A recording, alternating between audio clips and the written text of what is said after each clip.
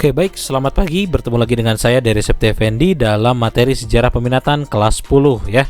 Oke, hari ini kita akan lanjutkan kembali. Jika di minggu sebelumnya kita sudah bahas mengenai peradaban Mesir di bidang ilmu pengetahuan, kemudian di bidang arsitektur dan lain-lain, hari ini kita akan fokus di bidang sosial politik. Oke ya.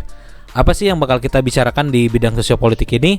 Kita akan belajar tentang periode-periode pemerintahan yang pernah berkuasa di Mesir kuno.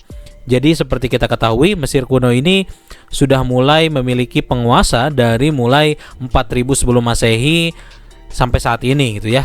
Jadi salah satu bangsa yang paling awal yang memiliki pemerintahan. Nah, kita akan mulai dari pendahuluannya ya. Jadi Mesir kuno ini pada awalnya mereka ini berbentuk pemerintahan yang berbentuk desa-desa seperti itu ya. Nah, desa-desa tersebut ini dikenal dengan nomen. Jadi peradaban Mesir kuno ini diawali dari pemerintahan-pemerintahan desa yang mungkin kita kenal di zaman Neolitikum ya. Di era Neolitikum, manusia hidup di desa-desa kemudian memiliki pemimpin yang dikenal sebagai primus inter pares. Nah gitu ya. Sama juga di Mesir kuno juga seperti itu. Tapi dikenalnya istilahnya adalah nomen. Jadi pemerintahan-pemerintahan desa itu disebutnya nomen. Nah kemudian setelah itu pemerintahan di Mesir kuno ini berkembang menjadi kota-kota. Nah nanti hingga kota-kota tersebut ini kan memiliki pemerintahan masing-masing, punya raja masing-masing, punya dewa masing-masing, punya kebudayaan masing-masing. Nanti mereka bersatu dan akhirnya di Mesir ini terbentuk dua kerajaan kecil yang namanya adalah Kerajaan Mesir Hilir dan juga Kerajaan Mesir Hulu. Ini sekitar 4000 sebelum Masehi baru terbentuk di Mesir kuno. Jadi pemerintahan yang sangat luas itu baru terjadi di sekitar 4000 sebelum Masehi, di mana ada dua kerajaan namanya Mesir Hulu dan Mesir Hilir. Baru tahun 3050 sebelum Masehi ini seorang Firaun atau raja pertama yang nanti bergelar Firaun, itu namanya Menes.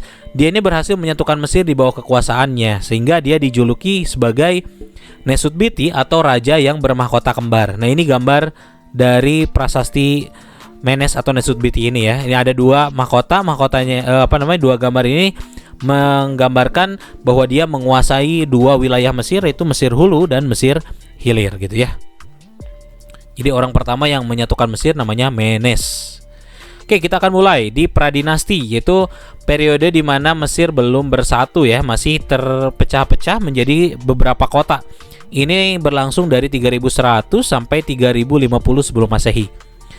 Nah, kebudayaannya ini dikenal sebagai kebudayaan Badari ini pada saat itu ya, sebelum terbentuknya Mesir bersatu. Nah, mereka terkenal sebagai para pembuat sisir, gelang, manik-manik, keramik, peralatan batu, tembaga dan juga tembikar gitu ya. Hampir sama dengan orang-orang Indonesia di zaman perundagian ya, tapi yang paling istimewa di sini ditemukannya sisir. Sisir tertua di dunia ini ditemukan di Mesir kuno ya. Nah, di bagian Mesir utara ini muncul juga kebudayaan Amratia dan Gerzia. Jadi kita ketahui kan di Mesir kuno itu dulunya ada dua kerajaan, Mesir Hulu dan Mesir Hilir. Nah, sedangkan di selatan ini muncul kebudayaan Nakada.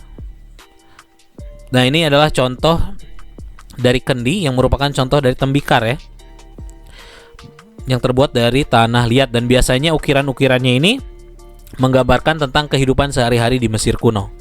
Nah, ini adalah sisir yang dibuat di Mesir kuno pada saat itu. Ini sisir tertua di dunia ya, terbuatnya dari kayu. Nah, berikutnya adalah dinasti awal, yaitu kerajaan pertama yang bisa dipersatukan di Mesir kuno. Ini terjadi 3050 sampai 2686 sebelum Masehi. Nah, pada saat itu kota terbesar itu namanya adalah kota Memphis. Ini terletak di wilayah utara Mesir.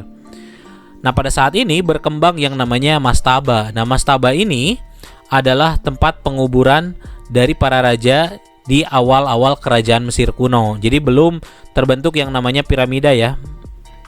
Mereka menggunakannya mastaba, tapi tidak semua orang dikuburkan di mastaba, hanya orang-orang penting dan biasanya para raja yang dikuburkan seperti ini. Kalau orang biasa dan gak punya uang, gak punya harta, biasanya mereka dikubur di padang pasir kemudian hilang begitu saja gitu ya. Nah, peti matinya ditaruh di sini. Itu mastaba ya. Jadi pada masa dinasti awal ini bentuknya mastaba. Ini adalah makamnya Menes ya. Nah, yang berikutnya adalah kerajaan lama. Nah, kerajaan lama ini adalah periode di Mesir kuno setelah penyatuan Mesir. Di Mesir itu terjadi perkembangan yang sangat pesat terutama di bidang arsitektur, di mana piramida Djoser dan piramida Khufu ini mulai dibangun di era ini. Bahkan piramida di Giza yang ada 3 itu, Khufu, Chefren, dan Menkaure, ada di sini semua. Dan Sphinx juga dibangun di era ini. Nah, jadi bangunan-bangunan yang kita lihat di foto ini dibentuk di periode ini, ya. Nah, pada saat ini produktivitas pertanian meningkat karena teknologi yang digunakan di Mesir kuno makin maju, dan juga persatuan di Mesir kuno juga sudah tercapai ya oleh Firaun Menes waktu itu. Nah, pada zaman ini muncul golongan baru dalam masyarakat Mesir kuno yang namanya adalah ses. Ses ini kalau dalam bahasa Indonesia ini adalah juru tulis. Nah, juru tulis ini adalah profesi yang cukup penting di Mesir kuno karena memang di zaman itu tidak semua orang bisa menulis. Karena yang menulis itu biasanya orang-orang yang terpilih gitu ya. Dan biasanya yang dia tulis itu adalah perintah-perintah dari Firaun ataupun peristiwa-peristiwa penting di kerajaan. Nah, berikutnya, meskipun Mesir kuno ini sudah mencapai kemajuan, ternyata ada saja yang namanya pemberontakan. Nah, pada saat itu terjadi pemberontakan nomark namanya, ini pemberontakan dari daerah-daerah yang mereka ini merasa tidak diperhatikan oleh kerajaan Mesir. Karena wilayah Mesir kuno waktu itu semakin luas, ini menyebabkan banyak wilayah yang tidak terurus sehingga mereka melakukan pemberontakan. Nah, sehingga pada saat itu ini menandakan beralihnya periode pemerintahan yang baru menjadi periode menengah pertama. Jadi setelah pemberontakan itu, Mesir persatuannya mulai terganggu. Nah, pada waktu itu meskipun pada masa menengah pertama ini kerajaan Mesir ini terpecah belah, ini berhasil bangkit kembali atau dipersatukan ini pada masa Firaun Nebepetre Mentuhotep II dari TB. Dia berhasil mengalahkan orang-orang dari kota Herakleopolis dan kembali menyatukan Mesir kuno.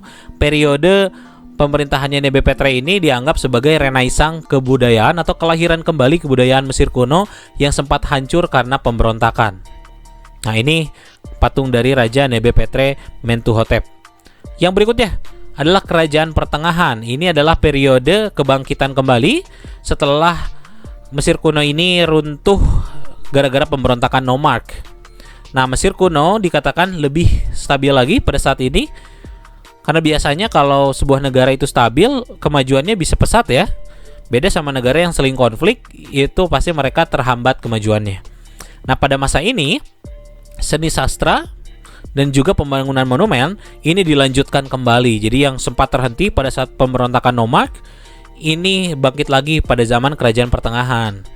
Nah, pada saat itu karena ambisi yang besar dari Amenemhat III untuk membangun monumen-monumen penting di negaranya, dia ini kemudian mengundang bangsa-bangsa asing, itu bangsa-bangsa Semitik yang dia dikenal sebagai bangsa Hyksos atau bangsa asing yang berasal dari Kanaan, untuk datang ke Mesir dan menjadi para pekerja yang nanti membangun bangunan-bangunan monumental di sana. Jadi Amenemhat III ini salah satu Firaun yang dia punya misi untuk membangun infrastruktur secara besar-besaran.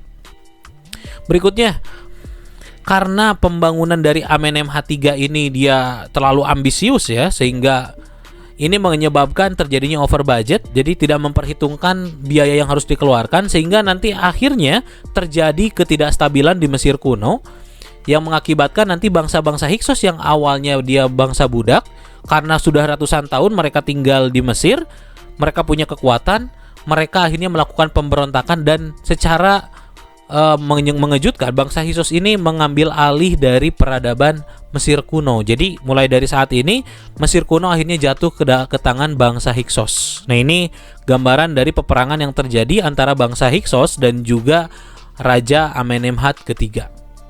Nah, ini gambar atau patung Raja Amenemhat III ya. Nah, akhirnya Mesir masuk ke dalam masa perpecahan yang kedua atau disebut periode menengah kedua atau periode Hyksos. Ini kurang lebih hampir 100 tahun lebih ya. Bangsa Hyksos menguasai Mesir. Jadi pada saat itu Mesir tidak dikuasai oleh raja dari bangsanya sendiri, tapi oleh bangsa asing yang dulunya adalah bangsa budak. Nah, keadaan tersebut ternyata tidak membuat bangsa Mesir ini diam begitu saja. Mereka terus aktif melakukan pemberontakan, terutama yang dilakukan oleh kota TB. Mereka akhirnya melakukan peperangan selama 30 tahun melawan bangsa Hyksos. Jadi terus bangsa Hyksos itu diganggu karena orang-orang Mesir mereka nggak terima diperintah oleh bangsa asing. Nah, pada masa Ahmose ke-1, akhirnya bangsa Hyksos ini berhasil diusir gitu, karena memang rakyat Mesir di dalam hatinya mereka masih mencintai raja-raja Mesir sendiri ketimbang harus tunduk kepada bangsa asing yang dulunya bahkan adalah bangsa budak gitu ya. Nah, setelah berhasil diusirnya bangsa Hyksos, raja-raja Mesir berikutnya mempunyai kebijakan untuk memperkuat militernya karena mereka takut nanti bisa diambil alih lagi oleh bangsa asing.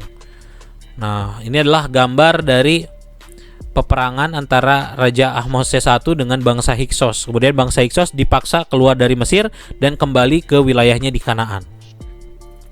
Nah, kemudian kerajaan baru.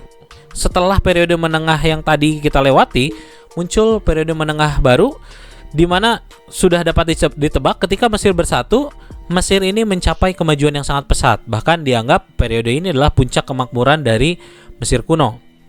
Pada masa ini dilanjutkan kembali pembangunan irigasi, gedung-gedung mewah, kuil-kuil megah, dan juga makam-makam. Bahkan di sini udah makin megah, udah makin hebat. Bahkan wilayah waktu itu peradaban Mesir ini diperluas sampai ke wilayah Nubia yang kaya akan emas. Sehingga nanti di periode ini bangunan-bangunan, kemudian perhiasan-perhiasan ataupun makam-makam raja itu ditambahkan unsur emasnya, jadi menggunakan emas nanti. Nah, pada zaman ini muncul Firaun Tutmosis I, II, dan III yang terkenal karena kampanye militernya ke Nubia. Jadi 3 Firaun inilah yang sebenarnya berjasa untuk Mesir ketika Mesir menaklukkan Nubia. Nubia itu kalau sekarang tuh daerah Sudan ya. Nah, pada saat itu juga muncul Firaun perempuan pertama namanya Hatshepsut. Di mana pada masa pemerintahannya dia sudah tidak melakukan ekspansi lagi. Tapi dia mulai memulihkan jaringan perdagangan, di mana perdagangan di Laut Merah, di Sungai Nil, dan juga di Laut Mediterania ini berusaha untuk dikuasai oleh Mesir kuno pada saat itu. Dia juga membuat kuil pemakaman, di mana nanti dia membuat kapel-kapel yang di dalamnya itu tersimpan mumi-mumi dari para raja.